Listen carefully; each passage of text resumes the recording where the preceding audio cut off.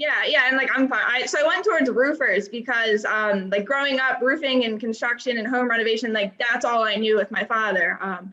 And Good. so I went in, and literally the first person I called, the first roofer I called was like cold called a deep dive practically, like on the phone for an hour. Something was screencast. All of a sudden we're doing a proposal for him, and then we're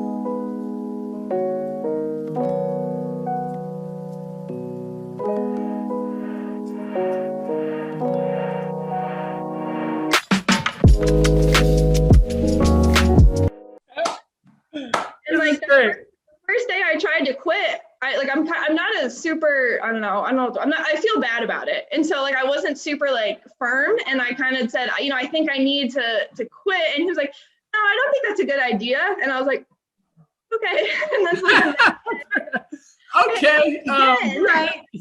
You're 100% correct. Well, I'm gonna need 8 weeks off for Sosa. Right.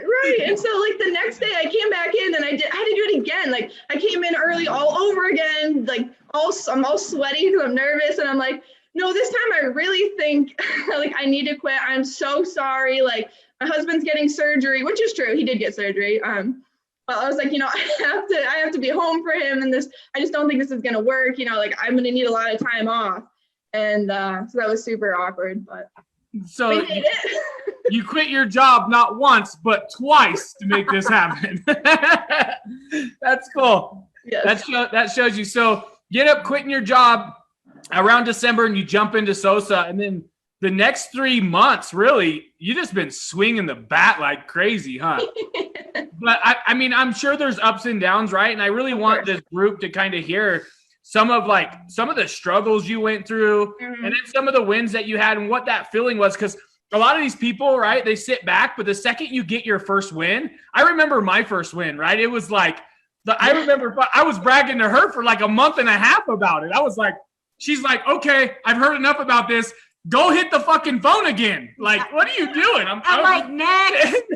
Next, that money's running out. Go get me more, motherfucker. And so, like, I remember that first win, though. So I want to hear a little bit about your first win and what that felt like, and all that. And what I think it's beautiful because you have your husband right here with you. And I think that's one of the biggest sells in life. Like if you and your husband, or you and your spouse, or you and your boyfriend or girlfriend, or whoever it is, if you can get them on your side and really swinging that bat with you and playing the game, then it's a game changer, right? It frees up your time, it frees up your mind, it frees up your heart, your soul, and then you guys start impacting the world together. So I kind of want to hear a little bit about your relationship and running this business as well. And I know you both are coming out to Bam Jam, right? Oh, hell yeah. We were in a circle, and I'm so excited about it. Yeah, it's going to be sick. So tell me a little bit about your journey. So you get into Sosa, right? And you only had 3 days to get ready. And most people that were in there probably had like 2 weeks to build their list and all kinds of stuff, right?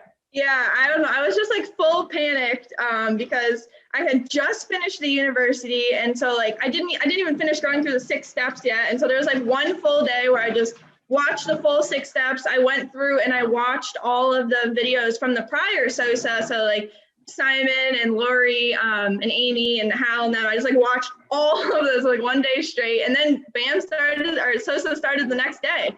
So we jumped in, and I'd only done a couple cold calls, a couple screencasts, and they were all like on my lunch break at Caterpillar. And so it seriously took me like an hour for a screencast, and I'm re-recording it, and I'm doing it at I was doing it at 8 o'clock at night. So it was a mess. So finally I was able to do it at a reasonable time of day, but that first day was rough. Like I was calling dentists, and it was kind of like a joke in our group. Don't call dentists. Yeah. At least the start. And so I'm calling these dentists, and I'm only getting receptionists. There was like one time out of 3 weeks where I got an actual dentist, and it was going terribly. I mean, I would get yeses, but they were fake yeses. And at the time I didn't understand that. So in my eyes, I was like, oh, I'm getting all these yeses. I'm finally getting the hang of screencasts. I'm sending them out. And then I'm starting to get like super defeated because it's not working.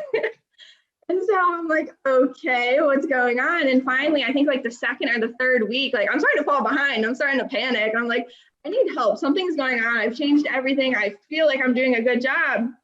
And I remember Simon and Hal being like, what fucking niche are you doing? Like, who are you calling? And I was like, dentist.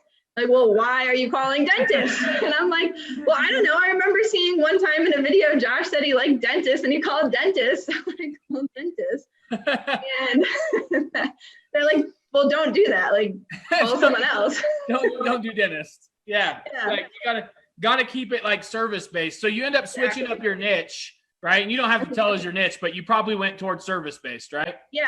And like, I'm fine. So I went towards roofers because like growing up, roofing and construction and home renovation, like that's all I knew with my father.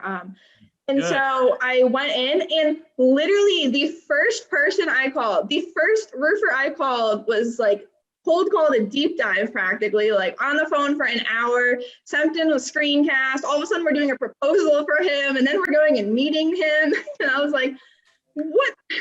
You're like, wow, this is so much easier than dentists. Yeah, and it was literally the first person we called. I was like, what the hell have I been doing this whole time? Yeah, absolutely.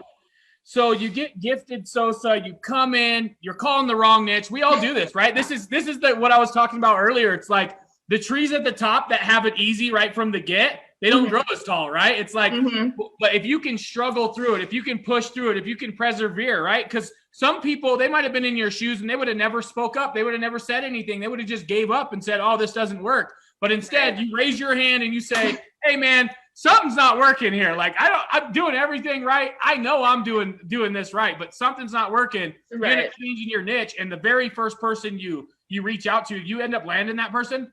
Yes. Yeah, so that was your first person. He's a lead gen. He was huge. Like he wanted the full state, like 2 states. So I built out this like $9,000 proposal, and